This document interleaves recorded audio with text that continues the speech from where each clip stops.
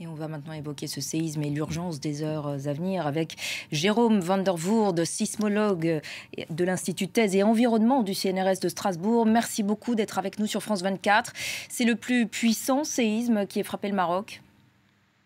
Oui, c'est le plus grand séisme, le plus gros séisme que l'on connaît sur le territoire marocain depuis très longtemps, depuis le séisme d'Agadir de 1960 qui a déjà été évoqué, ou le séisme d'Al-Hoceima de 2004, qui, je rappelle, était à magnitude 6,4, qui avait fait entre 600 et 700 victimes dans le nord du pays. Et historiquement, on ne connaît pas bien d'aussi gros sur le territoire et dans cette région-là. Et sur l'ensemble de la zone, donc l'ensemble du Maroc, c'est rarissime de cette magnitude? Donc oui, c'est sans doute rare, et ce séisme peut-être se reproduit tous les 1000, 2000 ans, je ne sais pas. Et donc l'histoire humaine est trop courte ici pour garder la mémoire de ces séismes anciens. La chaîne de l'Atlas, là où a eu lieu le séisme, est une chaîne tectoniquement active qui se déforme très lentement. Et donc des séismes de cette taille-là sont possibles, mais malheureusement très rares et donc très difficiles à prévoir. On peut s'attendre à présent à de nouvelles répliques? Donc il y a déjà eu une réplique 20 minutes après le choc principal, dans la nuit, et il y a des répliques au moment où je vous parle, parce qu'on les voit enregistrées sur les instruments des réseaux sismologiques internationaux, des séismes de petite taille, de magnitude 2, 3, 4. Alors ils vont faire moins de dégâts, ils font moins de secousses, certes, mais des répliques plus importantes sont encore possibles, et donc la prudence est toujours de mise, je pense, pour les jours et les semaines à venir dans cette région. Les séismes de nuit, comme c'est le cas en l'occurrence aujourd'hui, sont les plus meurtriers? C'est difficile à dire, donc ça dépend où les gens sont actifs en journée. C'est sûr que quand les gens sont dehors à la campagne, peut-être qu'un séisme journalier est moins meurtrier qu'un séisme nocturne. Néanmoins, le bâti qui a souffert ici n'a sans doute été jamais secoué depuis très longtemps, peut-être depuis plus que le Moyen-Âge, et donc on comprend très bien qu'il y ait des constructions anciennes qui aujourd'hui donc ne résistent pas à ce choc, comme on peut le voir à Marrakech notamment. Dans ce genre de situation, on le sait, le comportement de la population peut leur sauver la vie. Quelle est la conduite à tenir? Donc les consignes qui ont été données de s'écarter des bâtiments, en tout cas de sortir dans des zones un peu éloignées, donc des bâtiments non seulement fragilisés, mais des bâtiments encore existants, et je pense la bonne. Alors on ne peut pas toujours faire dormir tout le monde à l'extérieur, mais il est clair que tant que la crise dure, enfin je pense qu'il est prudent de s'écarter des bâtiments qu'on pense fragiles. Et sinon, il faut toujours essayer, en cas de secousse, de se mettre à l'abri des objets qui tombent. C'est souvent ça qui blesse et qui meurtrit, et donc se mettre dans les encadrures de porte, sous les tables, c'est le premier réflexe, mais sinon il faut sortir des bâtiments. Est-ce que vous diriez que le pays est bien préparé à ce genre d'événements en termes de prévention, de sensibilisation, de formation des secours? Ça, c'est difficile à dire. Ce qui est sûr, c'est que la région qui est touchée au sud-ouest de Marrakech, entre Marrakech et Agadir, c'est une région montagneuse, donc avec des sommets très élevés. Je rappelle qu'on est à 50 km à l'ouest de ce haut sommet du Toubkal, à 4100 mètres d'altitude. C'est une grande chaîne de montagnes, et cette région-là est très reculée, et donc probablement les accès sont difficiles, et les conditions donc, pour faire venir les secours sont difficiles, et on en apprendra certainement dans les jours et les semaines qui viennent. C'est quoi aujourd'hui la plus grande urgence pour vous? Donc, pour nous, sismologues et donc chercheurs, nous allons continuer à investiguer ce qui s'est passé au niveau de ce séisme, notamment par l'imagerie satellitaire. Donc, je pense qu'on va avoir des informations sur la faille qui a bougé. Il est important d'aller instrumenter la région, donc de mettre des instruments de type GPS ou sismomètre pour bien enregistrer les répliques, bien les localiser, pour bien comprendre ce qui s'est passé. La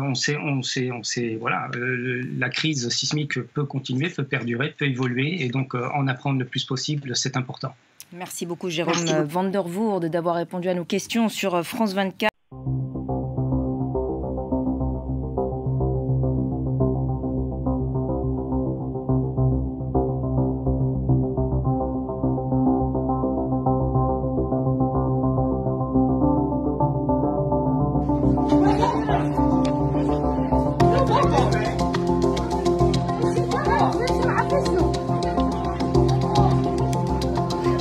Une maison qui s'écroulait sur des gens. Qu'est-ce qui s'est passé? La maison qui s'écroulait là.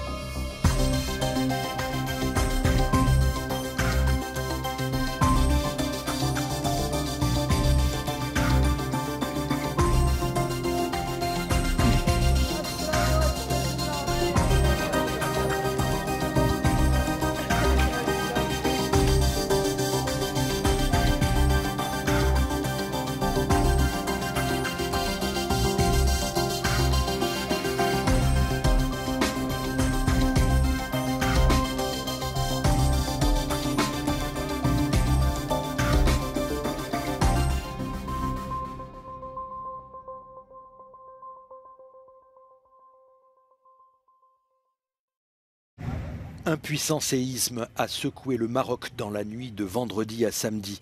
Au moins 820 personnes sont mortes et plus de 600 habitants ont été blessés selon un nouveau bilan. Le tremblement de terre d'une magnitude de 7 degrés sur l'échelle de Richter a également provoqué d'énormes dégâts et semé la panique dans plusieurs villes du pays. L'épicentre se situait dans la province d'Alaouz, au sud-ouest de la ville touristique de Marrakech. D'après les médias marocains, il s'agit du plus puissant séisme à jamais avoir frappé le royaume à ce jour.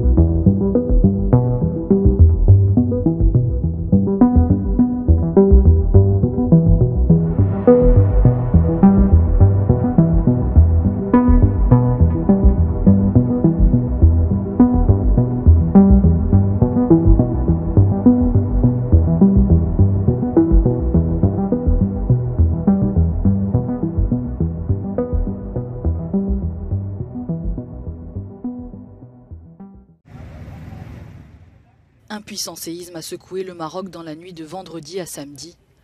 Au moins 296 personnes sont mortes et des centaines d'autres ont été blessées selon un bilan provisoire. Le tremblement de terre d'une magnitude de 7 degrés sur l'échelle de Richter a également provoqué d'énormes dégâts et semé la panique dans plusieurs villes.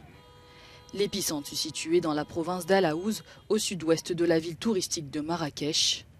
D'après les médias marocains, il s'agit du plus puissant séisme à frapper le royaume à ce jour.